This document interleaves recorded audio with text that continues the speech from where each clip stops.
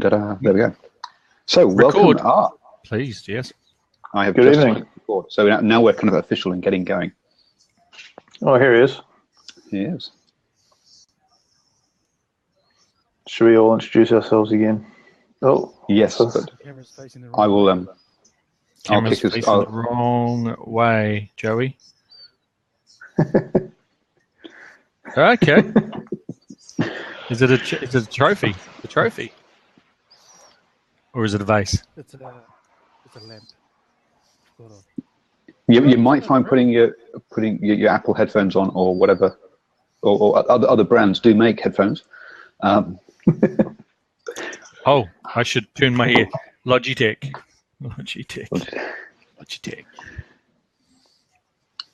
Can I make you? There's got to be a way to make you guys hosts. Anyway, all right. So welcome to the Rugby Chat Extra. I am Paul from drivingmaul.com, and I also am the host of Rugby Chat. With me this evening, we have Jamie Wall, who is a rugby writer for Radio NZ. That's right. Hello. Good evening. Hello, everybody. And Scott from Rugby United, who also writes for Last Word on Sports. Good evening.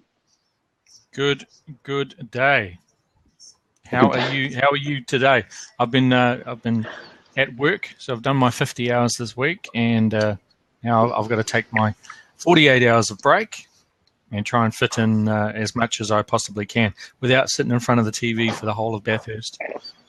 Or the rest of the Rugby World Cup. That's hard work, isn't it? That's a hard task. I didn't realise Bathurst was this weekend as well. Oh, jeez. Yeah, it fits in quite nicely because all the games will be finished by 10 o'clock tomorrow, so you can actually sit there and watch the whole thing.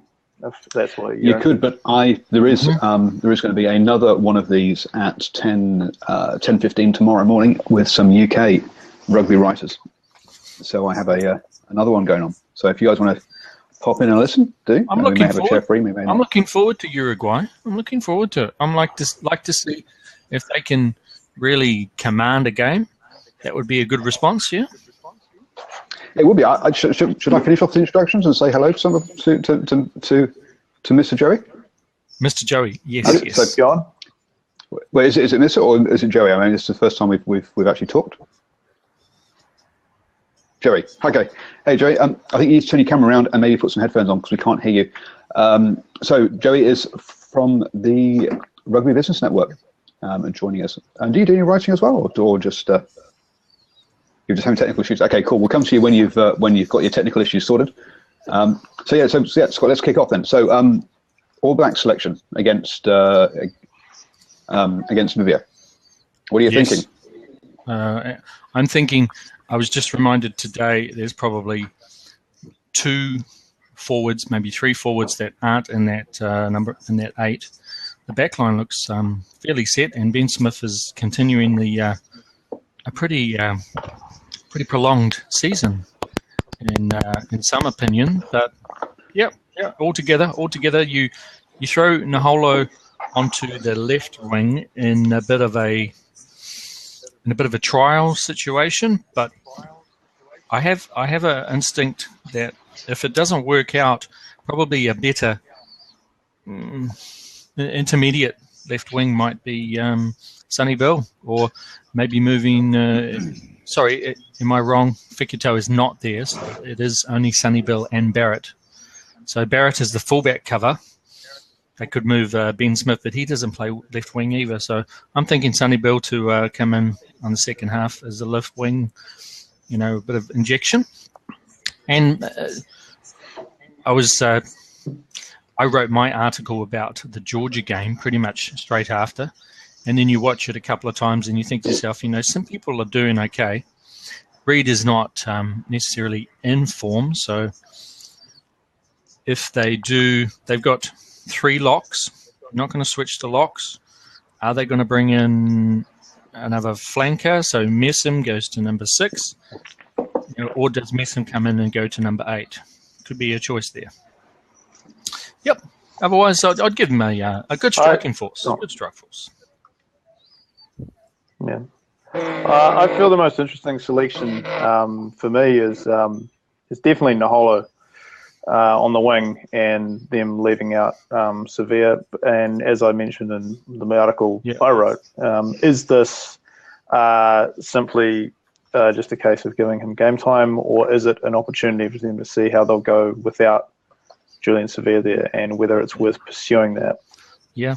So that's the big question mark for me over it. The other selection, one player to watch that I really think needs a big game is Jerome Kino, because he really hasn't done anything so far. I actually probably say this season. True.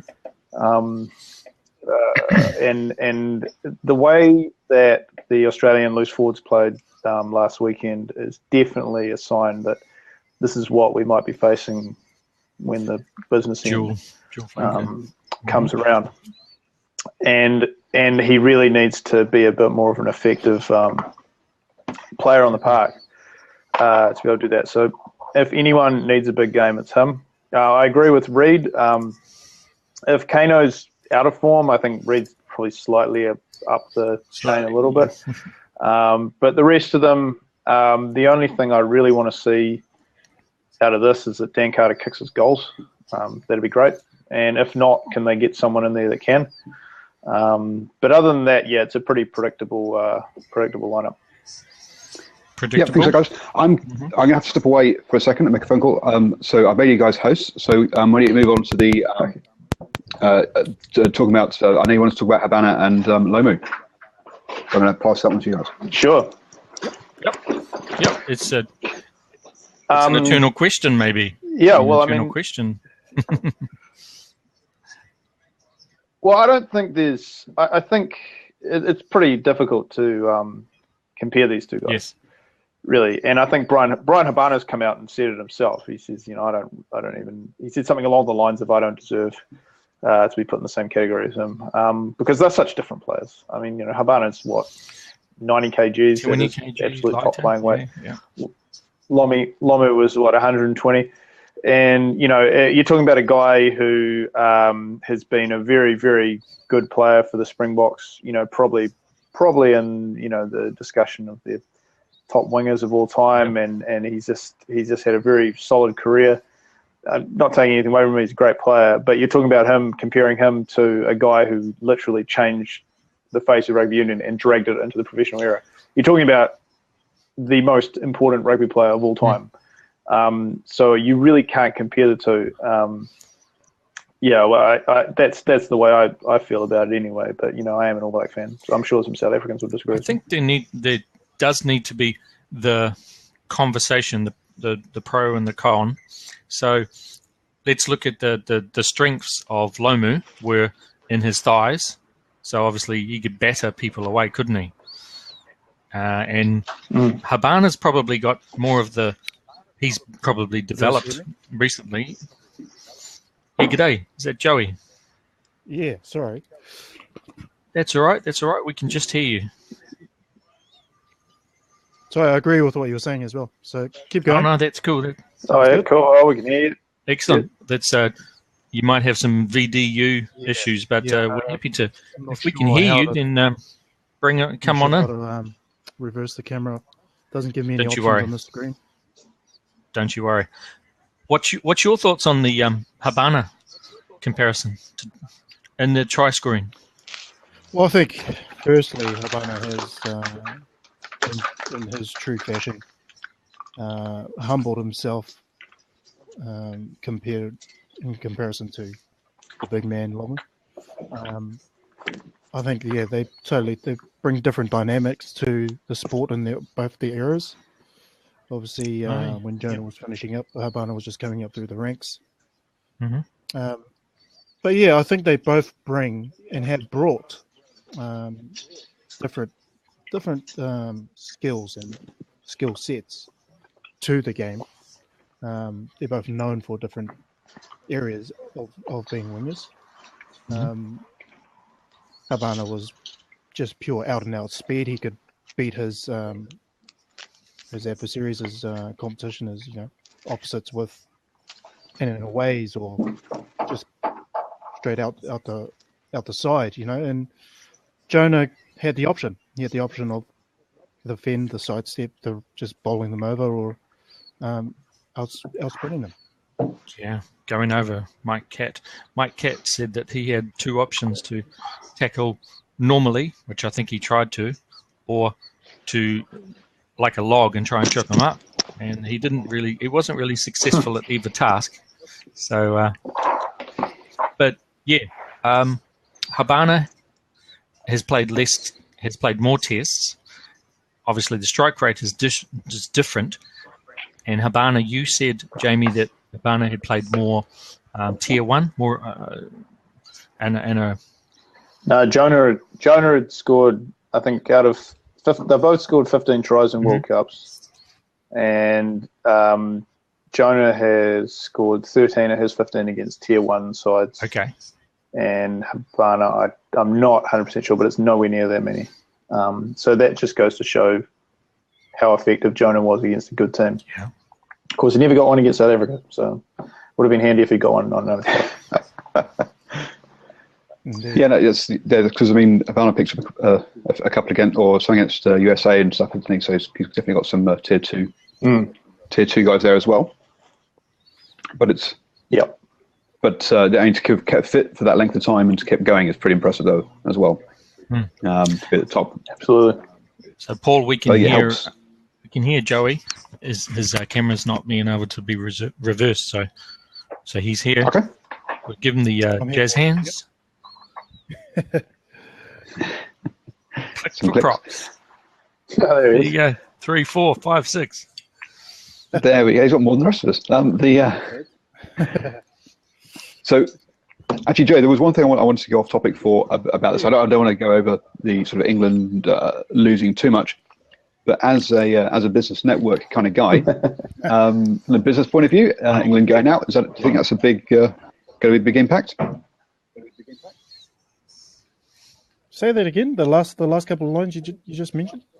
From a business point of view, the England getting knocked out of the Rugby World Cup. Can you see a lot of the sort of sponsors and businesses being a bit upset about that? Absolutely. As with a lot of those sort of scenarios where sponsors put their name to certain teams. Obviously, with the likes of England being as unfortunate as they've been in this World Cup, obviously no fault of their own. I think sponsors have a natural reaction to want to dissociate themselves from that sort of a result immediately, sooner rather than later. Just because of the reputation of that particular organisation that's sponsoring, they don't want to be, more often than not, sponsors don't want to be associated with a losing team, especially a team that doesn't make it out of the pool. That's basically. No, I guess the other one was fun amusing was obviously Israel Dag rapping away and then not making it on the aeroplane, but he was doing the safety video. Well, he was on the plane. He was just wasn't sitting in the seat. Cool. All right, let's get on to actually the proper rugby sort of stuff then. And I guess the first game up is Australia Wales, isn't it? The first big game. No, the first game's tomorrow. First big game. Okay. A consequential game.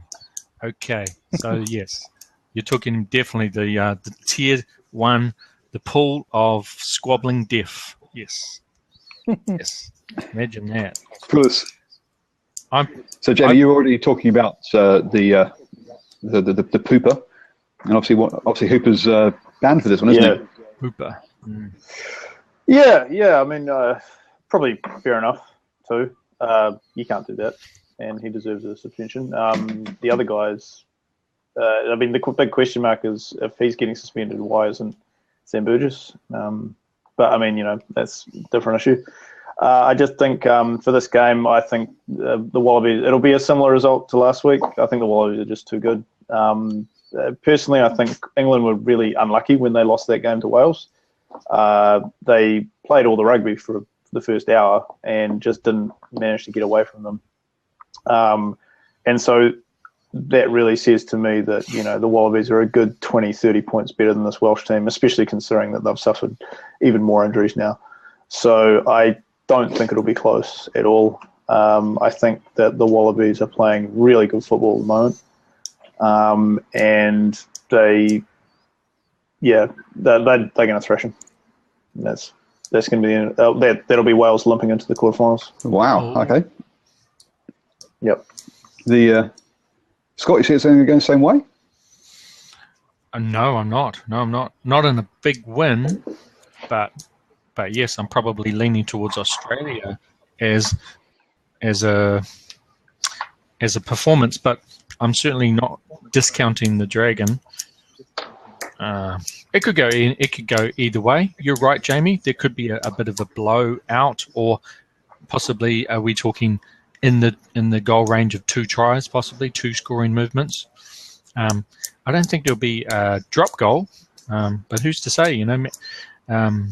Ghetto and is Curtly Beale's playing? Yes. He's on the bench. He's on the bench. Okay. Yeah. So there could be a surprise or two, but yeah, I'm not going for I'm not stating that there's going to be a dominant result, but there's certainly could be 2 score trying movements in it, and Wales have a chance. Wales have a chance. Joe, have you looked into this one? The Wales game? Yep. I haven't, but I'm with Jamie on this one. I think Wales will come on top. Obviously, there'll be millions of others who disagree. I think Wales will come on top. I expect Aussie to come on top. But I'm if I was to put my money on it, I'll go with Wales, just purely and simply for the fact that they haven't done it. Money, yeah. It's the odds. Really, because for me, the thing just pointing about Wales is they seem to be selecting a team to counter Australia rather than play their own game. So they brought Tipperick in instead of I've gone blank as to the normal Sixers name. So they're trying to play the 2-7s to counter Australia.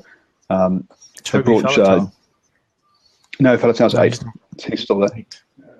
Where's Wyn Jones playing? Alan Wyn Jones. So he's in the second row. He's 4, yeah. But yeah, so they're playing 2-7s rather than a 7 and a 6, and also they've brought George North into outside centre, which is kind of a interesting point, isn't it? Yeah. kind of interesting one. Is that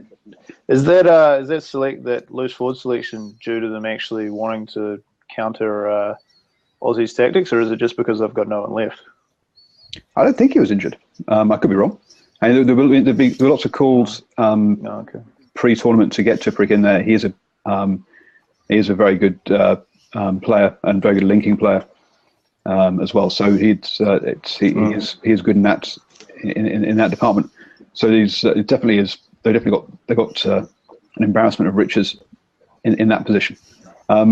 George North at 13 probably is a matter of last man standing. We've got no one left. That does sound, yeah. But hooks come into the into the squad, and Gareth Anscombe, who I think quite a few of us will have seen, is playing at 15. Yeah, I mean that was the big. That's the big one for me. I think any team that's relying on Gareth Anscombe isn't going to win a World Cup. Oh, come on. He's been on the end of some fine movements. That's my opinion. Yeah, that's your no. You're right. I take it you've had a few frustrating. He's been on the end. He's been selected in a lot of teams that have been coached by his dad. Yeah. No. I just feel like he's kind of had a bit of a cushy ride considering his dad's job. Cowboy. But that's just and then a sudden push. But you're right. Yeah. in the Chiefs he was better than he was in the Blues, he on the end of a movement he probably is pretty good at finishing, but whether he's good at starting something, and maybe his voice won't be loud enough in that back line as Ben Smith is pretty commanding, but I think also last week he was found wanting a couple of times, a few uncharacteristic mistakes. Everybody can make a mistake, but when you come straight in, he'll probably be nervous. He might fumble or make a few mistakes, but if he finishes, he'll do okay. He'll do as good as a third choice. Would you say third choice? Oh, yes, he's clearly third choice because the second choice has moved out. Scott Williams, I think it is, has moved out onto the wing to accommodate George North moving into the centres. So he's definitely third choice for the Welsh back there. Left wing. So left wing. All right. So that Anscombe's at 15, and then Scott's moved to. Scott's moved. Williams is on the wing. The left wing. So we got changes in the wings, all three. Mm. So it's going to be interesting to see Folau clattering into Anscombe in the first bomb. I can see that unsettling him. Mm. So I think we're all probably. So again, I see it as an Australia win, but not as a blowout. I think Wales will keep it close. Personally, it'll definitely be a close game, and Wales will definitely bring it. I think now that England's out, they could probably say it's a home field advantage for them. Yeah, definitely be a lot of red in the crowd. So it does draw on them, doesn't it? Yeah. There's a fair few Aussies in London. They're not going to be Paul. They're not going to be wearing white. If you're wearing white, you can wear the rose. I'm sure that trend will keep on going on Twitter for quite a long time. But no, don't wear your whites. No, I'm saying all the Aussies on their YOE and the RWC stuff in London. There's quite a few of them there who'll be going to because it's at Twickenham. It's not in Cardiff. Quick game. Quick question for a couple of people, Joey. Do you think the Australians will become the darling of the tournament if they win, or do you think the All Blacks could become the darling? That's a good question. In the absence of in the absence of the home team hosts. I think if anyone was to become the darling, sorry to go away from the question, I think it would be Wales if Wales went all the way through to the final. I think Wales or Ireland. I'm not going to discount Ireland. I do think they have a shot. I mean, New Zealand will beat them, but I do think on their day they could possibly shock the world. Who knows? Tonga may shock the world tomorrow morning. Tonga may shock the world, yes. Yeah. Samoa. I think the darling would be... I think New Zealand would be more of a darling than Oz. Yeah, no, you're right. If Japan get through or Tonga get through to the quarters, then they instantly become that focus. But going through that further on, if Wales continue, then it's always that popularity vote, isn't it? That So, what do you think, Jamie? Wales or Australia? I don't know how many Englishmen are going to jump on a Welsh bandwagon. I think that if the All Blacks and the Wallabies end up playing in the final, I think you'll find that probably most Englishmen would support the Wallabies. That'll be strange, yes. Which would be strange. Just simply because it would be interesting. They probably never would have had the privilege of doing it before. But I think Japan's got a really good shot at going through, and if they can make the quarters, then they'll be the one that will hog the media attention. They then have to face Pool A, so they would have to face Australia. Is that right? Yes. Or Wales, Australia. That'd be right. Or Wales, yeah. Of course. Yeah. And ask the Englishman, ask Paul, the expat. Do you think it would be easier to support Wales or Australia? There's the darling. God. And really, it's you're putting people between a rock and a hard place, aren't you? The lesser of the two evils. Which one? Absolutely. I mean, we've just been beaten by both of them. I can't see either being the darling, to be honest with you. I think someone like Ireland is probably going to be the English choice because A, they're in with a shot. B, they're not from down south, so they're the sort of northern hemisphere team that's got a chance. So I think that'll be the crowd that the English get behind. Definitely not the French. Well, you're creating more and more hard choices, aren't you? This is getting difficult. So, and of course, so let's move on to the other big game then, the France-Ireland game. On that note.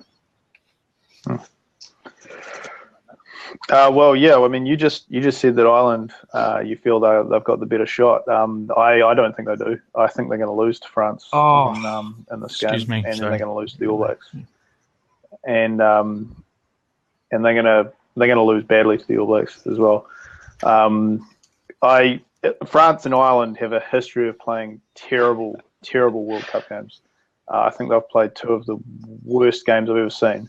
I don't think this one's going to be any different. It'll run out to there'll be a lot of penalties. In fact, they've got a history of playing really awful Six Nations games as well. Nothing they've ever done together has been worth watching. I can't remember one good game between these teams. I'm not saying they're not good to watch independently, like playing against other teams, but when they come together, it's like they just don't want to play rugby. 2002. Keith Wood. Oh, well, I'll let you. Keith Wood. I'll let you get it. Yeah. Well, I just don't think. I think in watching their games so far in this tournament, I think France have actually looked. They've looked a bit better. They've definitely got a good goal kicker, Michalak, and they just seem to be doing enough, which is strange for them. They just seem quite consistent. Whereas Ireland looked horrible against Italy the other day. They probably should have lost that game. Yeah. And so, and really looking at the Irish team, like, you know, they've had a lot of props given to them and everything like that, but they're not a team that is on the same level as the All Blacks, the Springboks, or the Wallabies right now. They really aren't. They're definitely relying on Johnny Sexton, and I think if he doesn't have a good game, then they're screwed, basically.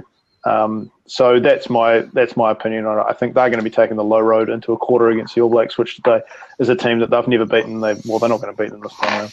Joey, I could hear you trying to butt in there. I can't help but agree. Yeah, go for it. Yeah, history is not going to be changed in that respect. From Ireland's point of view, I don't think. Especially if France have something to say about it. I do think that match in itself, France versus Ireland, is just going to be one ugly battle. It's going to take the excitement out of the World Cup so far. Whereas a French-Australia game would have been probably a bit more appealing. But anyway, France-Ireland, it's going to come down to the forward packs, I think. Really? Because then Ireland is in trouble. This game is going to be Ireland punting the ball, and chasing it, and France just trying to bash it through.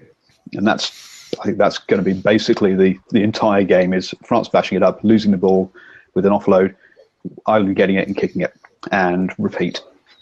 And that's I think is going to be the game. So if Ireland can get the first couple of penalties ahead, then and get the noses in front, then I think they can probably keep the nose in front. But if they get behind and have to chase the game, it's going to be a long day for them. But I still think they will get. I think they'll get ahead. Michalak's due. He just loses his head. He's had too many good games in the trot. He just can't keep this going. He's going to fall apart.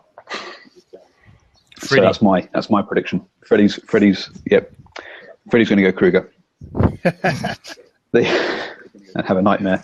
As he has been in club games. Absolutely. He was great against, I can't remember which game it was, I saw, but he just was dancing through. Was it Canada? I think it was. Yeah, he was just he was just totally just ran the show, and he looked fantastic. But it was the Freddie of old, wasn't it? Yes, it It was. was the Freddie that when he first came out. When he first came onto the international scene, that's the Freddie that we saw. Yep. The last game. Yep. A few seconds, he certainly looked good. I heard some French bashing there. Did you say the French will be bashing their heads against the Irish, or it's pretty much it's give it to Bastareaud and just run through as many people as you can before you fall over. That's the French plan. In the centres, they're definitely pretty impenetrable for the Irish. So Payne is still in the starting lineup. So it's good to see a Kiwi going good. He had potential then, but it's nice that he sort of had a long introduction to the Irish rather than such a quick introduction for Anscombe. So opposite side of the coin there. And then the Irish punting. One thing I'm not impressed with some of the Six Nations teams is they'll get the ball and then they'll want to do a grubber kick or something, or kick it to the corner, and it's good, but we go for the up and under, and then you have your strength at fullback. So I don't see a lot of backline invention from Mr. Schmidt. I see systems, don't you? You see, his surname says a lot about him. He's probably very centered, very, guides them well, and then you've got the motivating factor of the big guy in the locks. So everybody will pull behind Paul. That's how they win games. And you're right, it's probably not very pretty. It's not very romantic, as the poet would say. It's not romantic, but they get the job done, and I'd say the French in the end probably have a little bit more entertainment to them. And Irish eyes may not be smiling, because when you lose that match, hello, you've got to meet the All Blacks. So, hello. It's like the winner's prize. The winner's prize is you don't get to meet the All Blacks, and you might have to meet Argentina. Well, yes, and who've been a bit of a surprise package for me. They were atrocious during the Rugby Championship with Argentina, and somehow they had that one really emotional game in South Africa, but were horrible the week after, and then suddenly they've come good. It's them and them and France are the two sides that came in with no form. And have really turned it on. And if they stayed in their position. Right now, I feel like the Pumas are, looking really good for the semi-finals. I think whoever wins that match out of France or Ireland is probably the next game is going to be both of them. It doesn't matter. Their tournament's going to be finished. I think that right now the semi-finalists are definitely going to be the All Blacks, Australia, Springboks, and Pumas. And so right now I think England aren't going to be the only Northern Hemisphere team that's going to be embarrassed, because it's going to be a Southern Hemisphere showdown in their own backyard. Well, give them props for that. Give them props for that. What? That really is going to be kill the tournament off as far as Europe's concerned. It's bad enough England going out. They were selling tickets after that. Jeez. Okay. So one of the things that I'm about to write, so I've started writing about, hopefully we'll finish tonight, is the next World Cup, so 2019, and qualification for it, more to the point. Seeing the three Pacific nations, three Pacific Island teams, all going to be finishing fourth in their group. So it looks like none of them are going to automatically qualify. If we continue with the same qualification method, only one of them will make it to Japan, and we're going to miss out on the other two. Absolutely right. That's a serious shame right now. I mean, that's the real casualty of this whole problem with the pools at the moment. It's not the fact that England have been knocked out; it's the fact that the next World Cup is going to be pretty damaged by this. I think the real casualty out of Pool A is actually Fiji, who have actually got the makings of a really, really good team there. And with 4 more years of potentially growing the game professionally and getting their players, I see their first 5 volleyballers going to be at the Crusaders next year. Building the team around Nandolo, who could potentially be, one of the biggest stars in the game over the next 4 years. The World Rugby is really missing a trick by not getting these guys in front of as many eyes as possible. Because let's face it, they're not going to be given any decent test matches between now and then. And it's a real shame. I think Manu Samoa's problems that they've had behind the scenes have really come to light right now. They've been really disappointing in this tournament, and that's a real shame. And I think Tonga have shown up, and they've just been beaten by a better. I think everyone underestimated how good Georgia was going to be, and they're one of them. And I don't think there's any shame for Tonga to lose to them. But yeah, like you said, it all means that they're all going to finish in the qualification spots, and it's something that the World Rugby really needs to look at and hopefully get it changed, because it would be a very strange World Cup with only one of those teams in it. Yeah, that's definitely a valid point, Jamie. And I suppose every cloud has its silver lining, and I guess the silver lining for the PI nations is the fact that recently they've just had 3 representatives in the World Council, the World Rugby Council. So that's a win. That's a massive win for the nations. Even though on the field, I'm not sure about that, but I do know that 3 have been appointed from, I think each nation has 1. So that's a massive admin win anyway.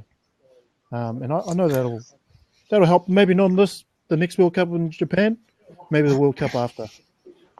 We could rebuild as PI nations and maybe focus on the World Cup after the Japan one, because it's, as you say, only one's going to go through, and I'm leaning towards Fiji on that one, even though I'm Samoan.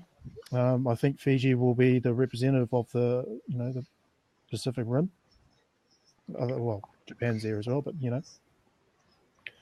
that's Japan, Japan, the host. Yeah, so Japan, so lucky. Well, Japan's going to finish 3rd, so they do get an automatic qualification by coming 3rd.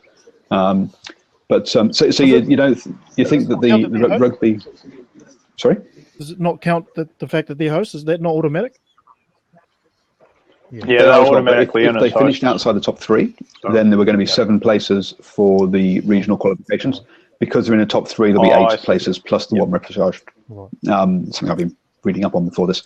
The 3rd place will be their primary way of getting in as they're going up there. So you think that rugby in Samoa and Tonga will survive not being in a World Cup and having 8 years out? It all depends. I think it depends on our big brothers, Aussie and New Zealand, if they give us regular tests. Does the All Blacks to Samoa was a massive thing, and it's done so much for the development of the kids coming through. They'll now want to play for Samoa in future, and that can only help the game in Samoa itself. So I only see the Tongans doing the same as well. So I do see it still growing, even though this is not a ideal situation to be in, where the 3 nations have to fight out for 1 spot. Yep. I did pen a piece about a month or 2 ago. After that game, saying that I think that the Australia, New Zealand, and the Maoris should rotate around the three islands and play a sort of a rugby championship warm-up game every year in the islands, and that way they get the chance to get some money to build infrastructure, build up the business connections, the sponsorship, and all that kind of stuff that blatantly wasn't there for the Samoa one, which is why they made the loss. That's all well and good. It's just internally, each union has to sort out their own shit. I don't know how much of you guys have heard about internal goings-ons in the island unions, but there's a lot of corruption there still, even with the change of managements that they've been having in recent times, especially Samoa. There's still the corruption there. So it's just a matter of not just selecting the right people to represent and be administrators of the game there, but people are in it for the right reasons. Absolutely. And I think what would be good is and I can't ever see World Rugby doing this, but it's come up with some best practices for governance. And saying, right, the administrators within each country, here you go, guys, this is how you're supposed to run rugby. There's just too much rubbish going on at the moment. Things like Japan having problems with their getting the Super Rugby franchise going.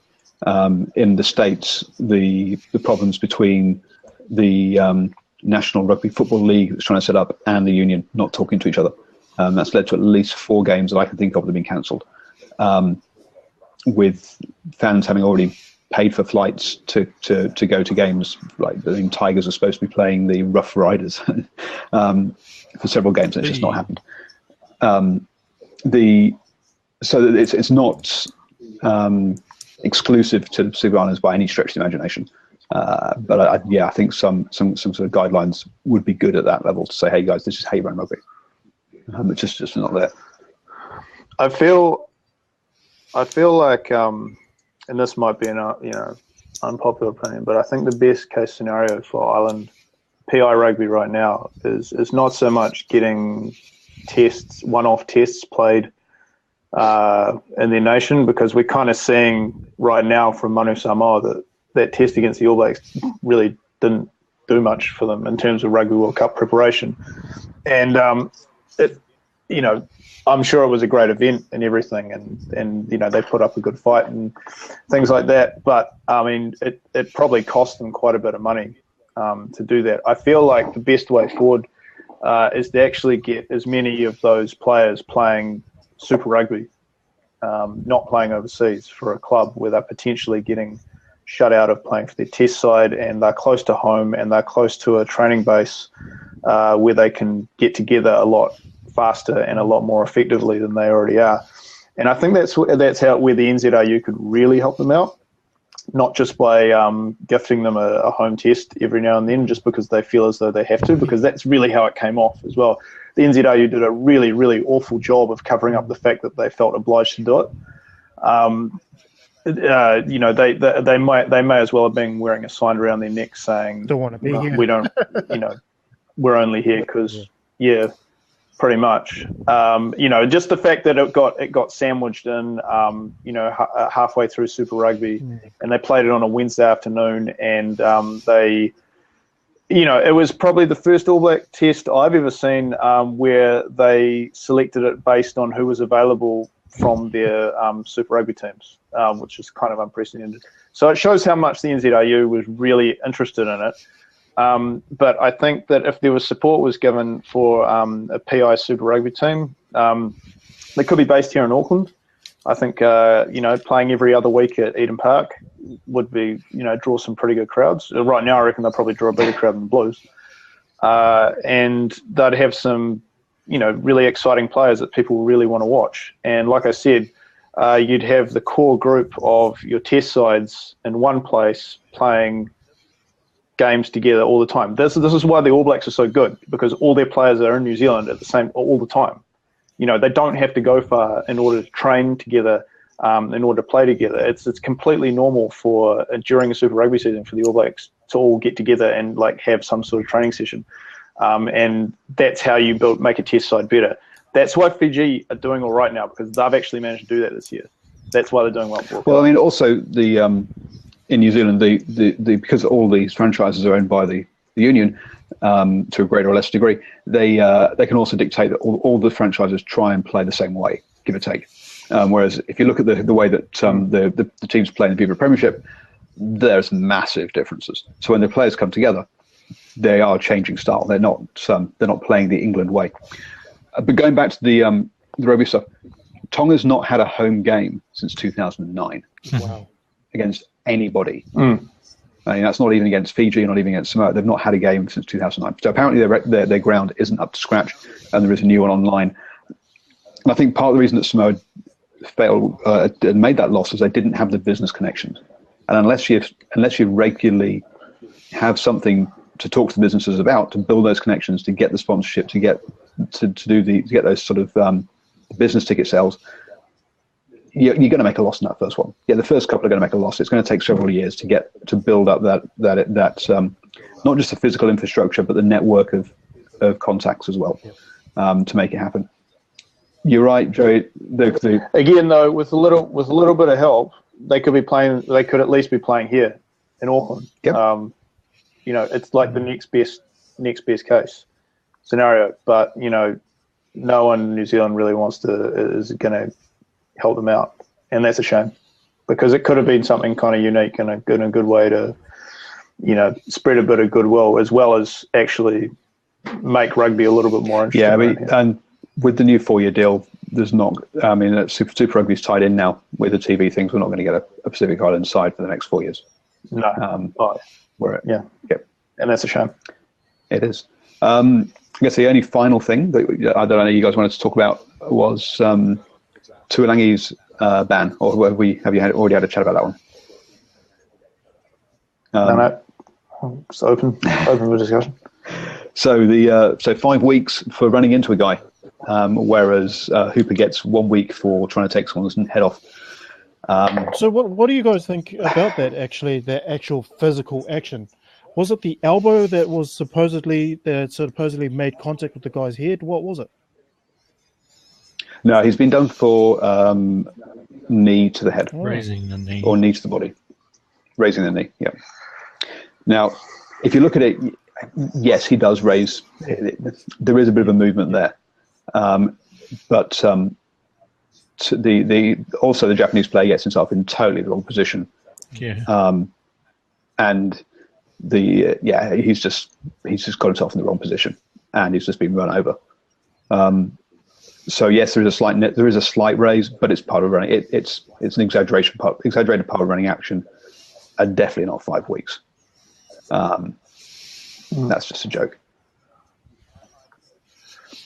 Yeah, I think it's disgraceful. I think this is, out of all of the stupid judicial rulings I've seen in my life, this has got to be the worst.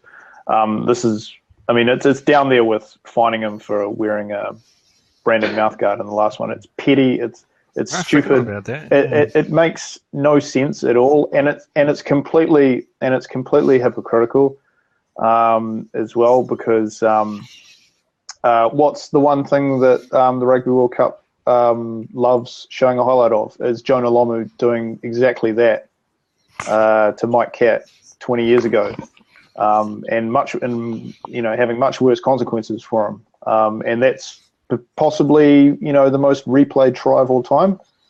And then you're going to ban a guy 5 weeks for doing more or less the same thing. It stinks. It really stinks, and it's leaving a really sour taste in the mouth of a lot of people that are watching the game right now, especially considering the real inconsistencies with some of the judicial rulings at the moment. I mean, last weekend when Burgess threw that head high on Hooper, I thought, well, there's a red card if ever you've seen one. Not only did he not even get penalised, he didn't even get cited for it. That was ridiculous. Not red. To be fair, to his credit, Hooper just got up and just got on with the game, and maybe that's what saved Burgess. If he'd stayed down, then Burgess would have been gone. But it's just insane that a guy can get banned for 5 weeks for simply running into a guy, and another guy clearly takes a guy's head off out of pure frustration and gets away scot-free. And this is a guy who, at the end of the next game, has he been put? Has Burgess in the English side? No, he's this week. He's dropped. No, he's not. Well, that's the end of his. Could be. That's the end of his career. He's gone. He'll be back at the. He'll be back at the Rabbitohs next year. It's ridiculous. Like they could have just slapped him with a lifetime ban for they knew, because it wouldn't matter. It makes me. That made me really angry. Actually, it really turned me off. It took away the credibility of what I'm watching, as if the officiating in this tournament hasn't been under enough scrutiny anyway. No, but Burgess one was definitely a yellow card. I don't think it was red. But I agree. He should have gone. He should have gone. Should definitely gone. And so should Hooper, as well for his clear out. But yeah, this 2-angle one is just a joke. It's not a. It's not a 5-week ban. And there's people doing eye gouging and stuff who've got less than 5 weeks. The ban is a separate element, isn't it? Mm. And it does raise the question of, hey, is it because you can't afford a good enough lawyer? Whereas if the All Blacks or an England player or an Australia player goes in, they've got this X $1,000 an hour lawyer to fight their case for them, because Tuolangi is not from one of these rich nations. Does he not get as good a lawyer, and that's why he gets 5 weeks? It stinks. Yeah, but I mean the thing is that it never should have got to that stage in the first place. It really shouldn't have. I think that the rugby officialdom's really lost their way, and they're really showing how really out of touch they are by making that decision. Yeah. I think the number of players, ex-players, and commentators have come out saying it's a joke as well has made it clear as well that they've got it totally wrong. So sorry to wrap up on a sad note. Just one thing. You mean that the people that are making the decisions are not capable, or you're talking about, because obviously judiciary, that was a QC, wasn't it? Well, there's the citing commissioner for a start shouldn't have cited him, so he's out of touch. Yeah, absolutely. And then I think everyone involved in the process just needs to have a good hard look at themselves and just say, well, why are we being such jobsworths about this whole thing? Why are we taking something that clearly is not an issue and turning it into an issue for seemingly no good reason at all? It stinks. And there's a couple of points you guys have covered with his technique. So technique-wise, show of hands, or not for you, Joey, sorry. Show of hands, maybe a vote. Was it technique? Was it a technique issue? Or do none of us feel that he did raise the knee towards the player? Player's head was in the wrong position. The player's head was in the wrong position, but he did raise. You could see there is an extra movement there where he has used. He's positioned himself to go through the guy. So yeah, it was the technique, but there was also the reaction, and it's like in league where they have the report, and it depends on the outcome. So if there's a tip tackle when you get injured, the outcome is relative. But in this one, the outcome for that Japanese player was hardly altered the game as such. So somebody had to look at it second time and decide that they're going to throw their weight behind some sort of penalty. So yeah, that's a little bit of an issue. The other quick thing is the man of the match award. Who here thinks it's the is it a public voting, or is it the voting from the commentary panel that chooses the man of the match? So well, the whole thing's flawed. I mean, they seem to be hell-bent on picking players from the team that's either losing or has lost the game. I was pretty surprised when the Georgian guy got man of the match against the All Blacks. I mean, don't get me wrong, he's a fine player, but his team lost by 30 points. And then again, when Launchbury got man of the match against the Aussies, his face was like, hang on, what's going on here? Like, how is this mechanic working so badly? And then I saw it was a public vote, and I thought, oh well, maybe he's got a lot of brothers and sisters who voted for him. But then it turns out that they're picking from a selection of players that are getting picked by, I don't know, the three blind mice or something. It's crazy, and it's not even just limited to those games either. I watched the end of the Georgia-Namibia game, and the three guys you could choose one from were for Namibia, and this is when they hadn't even scored a try yet, And there's like 15 minutes from full time. Like, what are they thinking? So They haven't played well. there's two things. There's the people. The selection of the three is a joke, and then towards the public vote, again, it's just a farce. So yeah, England, the biggest population, we're going to win it every time because we've got more people willing to press the button. I get this whole idea of trying to get fan engagement and stuff, but I feel it's just gone way over the top of this World Cup. You've got and just looking at some of the England players who have responded and just gone and just been going. You can't talk to. You're an old guy. You can't give opinions as to this sort of stuff. You're like, just stop reading Twitter, you idiots, and try playing some rugby for a change, please. It's been nice. I mean, I've been part of what's called the Rose Army, that's been sponsored by O2, who are obviously the England sponsors, and it's been good to have video clips by the England team saying, "Hey, here's your new challenge," and getting the occasional tweet saying, "Hey, thank you guys for the support." But it's just gone too far, and they've gone and got themselves distracted by it. And yes, it's nice to have cheering in the stadium, but at the end of the day, it's about how you run around on a pitch and throw a ball. It's not about how many Twitter likes you get, or it shouldn't be. I like the blues, the Delta blues version better, don't you? Just the soul and the old Eric Clapton version. It was Robert Johnson. Yeah. I'm surprised they didn't play the UB40 version again this World Cup. Thumbs up. Yep.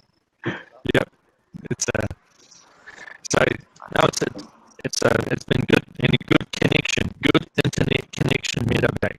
It has survived this time. You're crackling a little bit, but everyone else has been everyone else has been good. Sorry, Meadowbank's my old neighbourhood. Oh, cool. All right. That's where I'm. That's where I'm at now. I'll be heading to Varsity to watch the women tomorrow for the WPC semi-final, Auckland Waikato. So it should be a good game before the rest of the games. Got the whole weekend. So you're heading now for that one? Yeah, to University grounds. So you get out and take if we're taking our granddaughter, go for a walk in the domain and kill two birds with one stone. Okay, I might come down and see you there. Yeah, why not? Cool. Okay, guys, we've been going for an hour, and everyone just seems to be joining now. So, kia ora, thank you for everyone joining just as we're wrapping up. Yeah. Everyone's watching now. Where were you guys an hour ago? Actually, if one of you, if we pull out, they can jump in. They could do, but I think we're all. I think we're done now, guys. We've got the All Blacks Tonga tomorrow morning. I will be doing this all over again at about 10:15, so just after the game. So if anyone wants to pop along and have a chat, then please do. I've got In the Loose from the UK dialing in. I've potentially got one of the Egg Chasers podcast guys, and also Mad Sports from Melbourne. So a different crowd. Tonga by 10 tomorrow. I think that's wishful thinking there, Terry. Tonga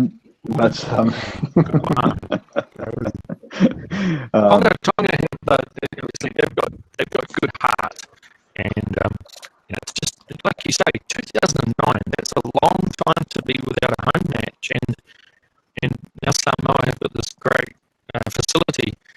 You think to yourself, maybe they spread their money a little bit too thin, so they could concentrate on the Manu ground for a while and have maybe a tens tournament or something. I haven't got that Singapore one that the Blues won 2 years ago. That might be a good event to get the Pacific Islands to, and maybe bring a tens tournament back to Auckland and, like I say, boost some springs. Lots of ideas. Start organising now. Exactly. To get a business association behind us. Cool, guys. All right, I'm going to wrap it up there. Thank you guys for joining in. And actually, let's just do a quick round of where people can find us. So obviously, I am driving Maul on Twitter or drivingmaul.com. Jamie? Jamie Maul 2 at Twitter. And you can find me on Radio NZ RWC.co.nz. Got a column there. Scott? I saw your link today, your thread to one of your stories, Jamie. Well written, and just like Joey, Oh, thank you, mate.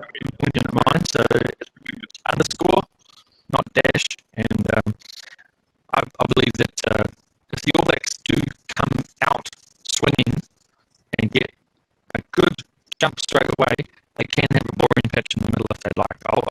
We'll let them have that. So a good start, that's what we're looking for. Bring the subs on later. Cheers Nice all. one, guys. Thanks, guys. Oh, and Joey, yes, Joey from the Rugby Business Network as well. So cool. All right, thanks a lot, guys. Good night. Night. Cheers and World Cup beers.